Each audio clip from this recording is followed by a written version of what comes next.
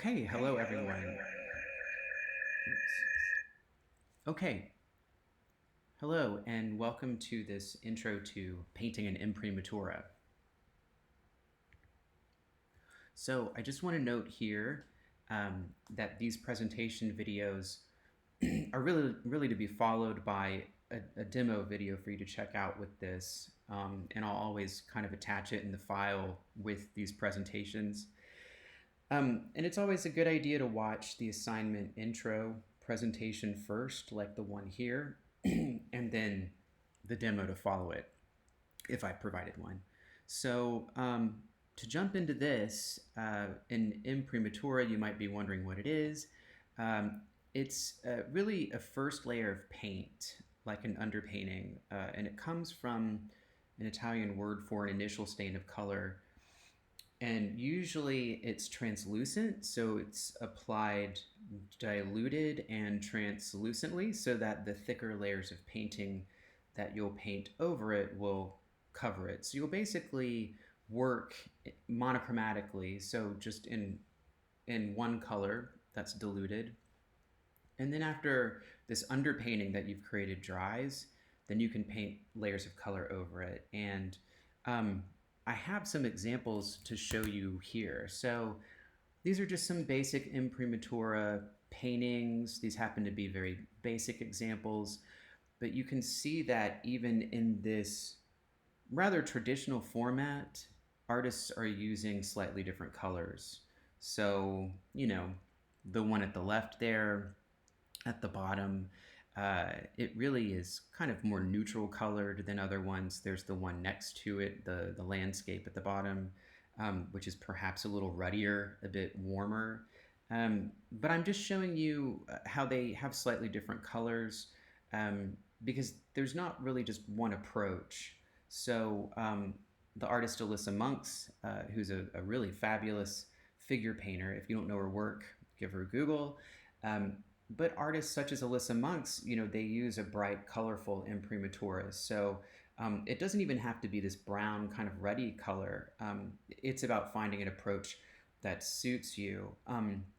But so again, the imprimatura is meant to be painted over in color. They're just one color that's diluted to different degrees with no white added to it. So I always say to students, it's a little bit like the subtractive charcoal drawings that you might have done in drawing one, or if you've had drawing two, perhaps in a foundations level class, if you guys got a chance to try charcoal out, you've done a similar approach.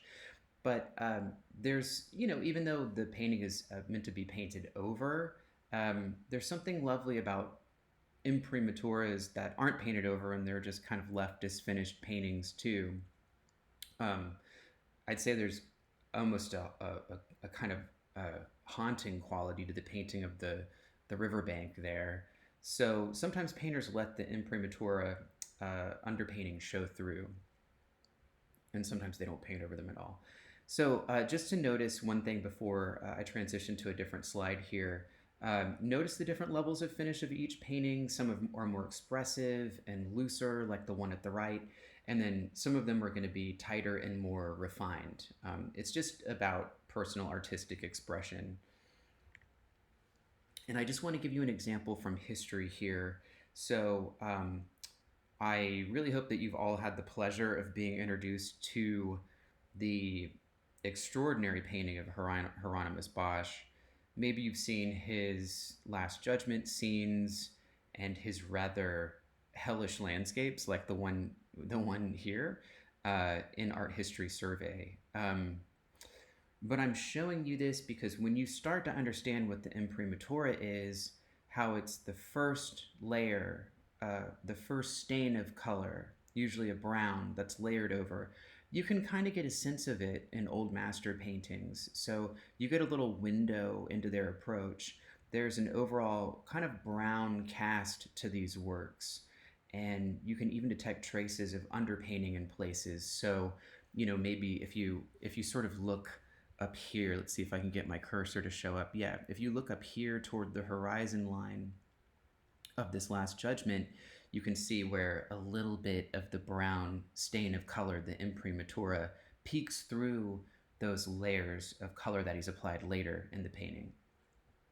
And some people think of these old masters' paintings as dingy, but I'd argue that these kinds of areas of neutral color make the vivid colors that they apply over the top appear even brighter and more chromatic, sort of how dark areas by contrast make lights appear brighter.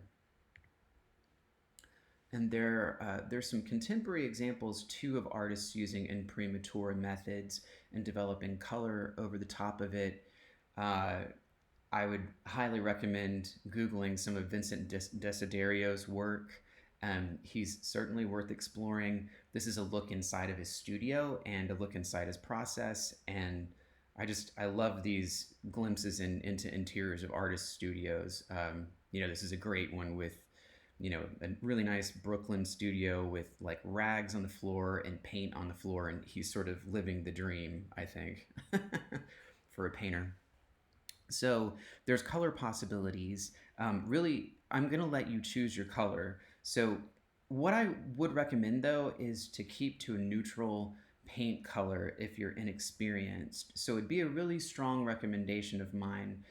If you're not used to oil painting, if you've really never tried painting, then try sticking with a neutral color. The reason is that if you choose a strong color, it makes all of the colors that you use on top look really wrong. So, these are just going to be finished imprimatura paintings, so maybe it won't really matter here. But when we get into our subsequent paintings where you do start trying color, if you're not really familiar with painting, I'd recommend choosing a neutral color for when we paint in full color over the top of it. So it's almost like the it's almost like a strong color underneath creates visual chaos and all this simultaneous contrast, if you're familiar with that term, when you start to paint stronger colors over the top of it. And the neutral color doesn't do that. So it is really difficult to do if you haven't practiced that, but it is possible. And so if you have a little more familiarity with the paint, then feel free to choose a bright color like a phthalo blue or a violet or even a bright red and just go for it. But it's going to depend on your comfort level, and I certainly don't expect it from you at this stage. So, choose a color that excites you if you like. And I just want to say, with this approach, you don't really have to do this at all, meaning the imprimatura is not a thing that all painters do. I mean, certainly, you have to do it for this class because I want you to try it. But really, artists choose to do as much of a finished underpainting or unfinished underpainting as they want. It's really just a guide or a kind of roadmap at the beginning of a painting. So, like I said, some painters do no imprimatura underpainting at all. They just eliminate that step and they go right into the painting. But I do think it's a rather difficult jump to make at the beginning when you have zero experience with oil painting.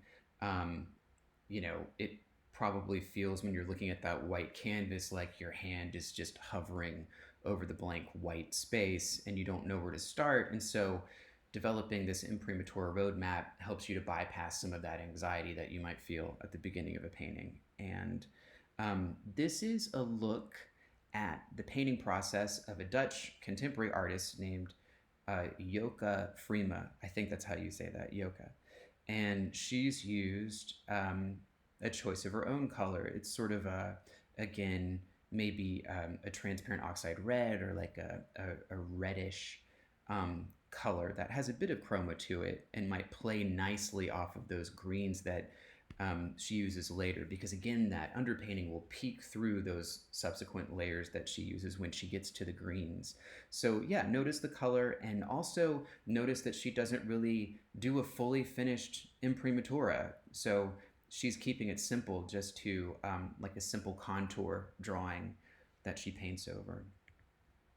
Okay, and so this is an imprimatura demo that I did for you, and this is the resulting painting, just so you can get an idea of my expectations for this assignment.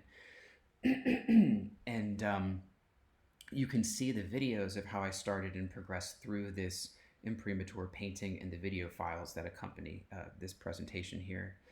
And so for this assignment, so that you get good practice, I'd really like you to try to push the detail as much as you can. And really, honestly, I'd love your imprimatur painting to be more finished than mine. I feel that when I look at this painting, I really could have pushed the detail more. There's little highlights that I could have pulled out. I could have pushed the darks a little bit more in the shadows and finished the handle at the left. I'm kind of working with some time constraints here, but I'd really like you to challenge yourself to push the form and push the dimension of each object and that you paint, and use a full value range for this assignment, because of course you'll be doing two imprimatur paintings for this class.